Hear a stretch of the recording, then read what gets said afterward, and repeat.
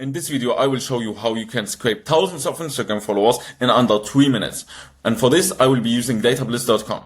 Datablist.com is an easy to use yet powerful platform to automate data sourcing, enriching, and cleaning workflows. So with that being said, let's just open Datablist and see how it works. So when you open Datablist, you will arrive here at this getting started page. Then you create a new collection and then you give your collection a name and click on see all sources.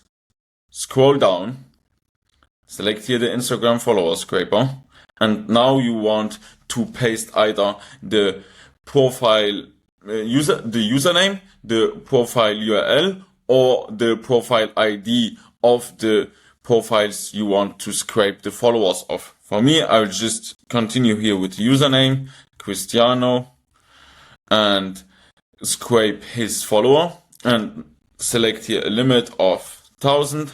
Click on continue. Now you get the user ID, the username, the user profile URL, the full name, the profile picture, if the profile is private or not, and if the profile is verified or not. And then you get also of who is the person a follower, right?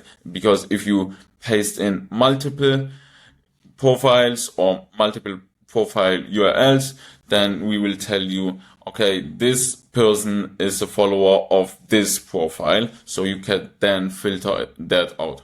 So yeah, now let's just click here on Run Import Now, and this will create a scraping task.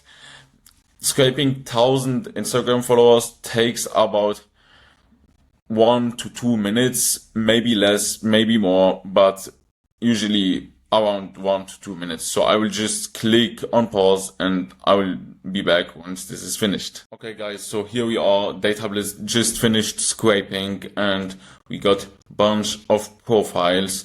So as I told you, you get the user ID, the username, their profile URL, the full name, the profile picture, if the profile, so the private status, if the profile is private or not, and the verification status, so this blue icon.